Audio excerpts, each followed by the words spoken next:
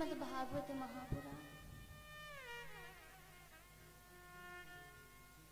श्रीमद् भागवत महापुराण ज्ञान गंगा, जिसे ज्ञान की गंगा कहा गया है। हम सभी जानते हैं कि गंगा दो प्रकार की होती है। एक, गंगा में स्नान करने से हमारा तन तो पवित्र हो जाता है, लेकिन मन पवित्र नहीं हो पाता। मन पवित्र कब होगा?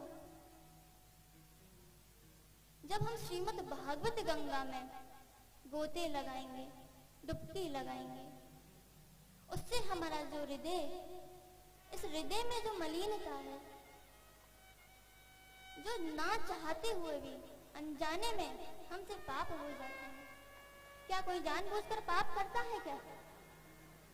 या कोई जानबूझकर पाप करना चाहता है? पाप तो अनजाने में ही होते हैं। किसी कारणवश हमसे यदि पाप हो जाते हैं, उन पापों की निवृत्ति के लिए जो परमपिता परमात्मा ने श्रीमद् भागवत गंगा का जो हमें दान प्रदान किया है, इस गंगा का, इस भागवत महापुराण का प्रत्येक मनुष्य को, प्रत्येक जीव को इसका श्रवण करना चाहिए। बड़े ही भाग्य की बात है कि आज आप और हम सब यहाँ बैठकर हरि चर्चा कर रहे हैं, भगवान का नाम ले रहे हैं। नहीं तो ऐसे कितने हैं जिनका आने का मन तो बहुत है भागवत में, कथा श्रवण करना तो बहुत चाहते हैं, पुण्य कमाना तो बहुत चाहते हैं, लेकिन क्या सभी के भाग्य में हो पाता है? अरे हम बड़े भागी हैं महाराज, जो कथा का रस साधन हमारे कर्ण द्वारा हमारे हृदय में उतर रहा है। बड़े ही भाग्य की बात है। बड़े सुंदर शब्दों में व्यास जी महाराज वर्णन करते हैं।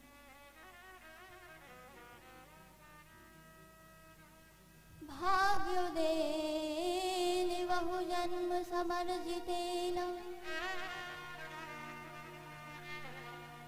सत्संगमं च लभते पुरुषो यदा वे। एक जन्म की नहीं,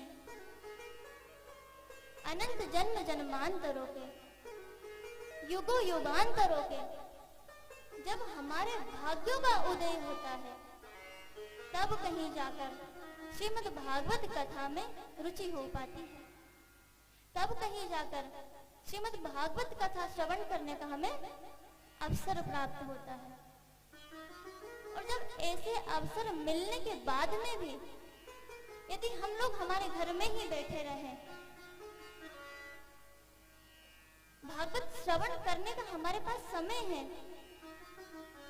ये जानकर भी यदि हम भागवत श्रवण नहीं करें, तो हमसे बड़ा भाग्यहीन और कौन होगा?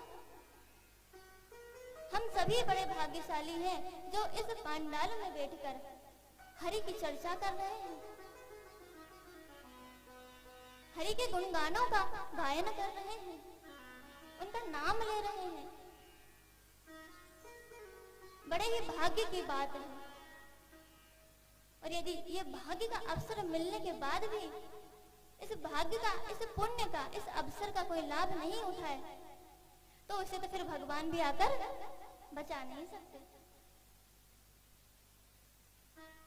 दूसरी बात कि भागवत कथा सुनने में हमारी रुचि होती कब है? हम भागवत कथा श्रवण करते कब है? एक बात तो महाराज जी होती है, हम भागवत कथा श्रवण करने बैठ तो जाते हैं, लेकिन हमारे मन में इतनी सारी चीजें चलती रहती है जो 3 घंटे भी हमें पांडाल में बैठने नहीं देती। कभी घर की याद आ जाती है, तो कभी हमारे काम की याद आ जाती है। जाने मेरी दुकान पर जो मैं छोड़कर आया हूँ, दुकान ठीक से चला पा रहा होगा या नहीं? जाने में खेतों में जिन लोगों को छोड़कर आया हूँ, वो काम ठीक से कर रहे होंगे या नहीं? यदि इतनी सारी विडंबनाओं को यदि हम कथा में लेकर बैठते हैं तो मतलब हमने कथा का महत्व जाना ही नहीं। कथा का महत्व क्या है? कथा हमें श्रवण क्यों करनी चाहिए? क्यों हम सब कथा श्रवण करें? क्यों हम सब कथा श्रवण करते हैं? इन सभी बातों का जिसमें शुद्ध विवेचन है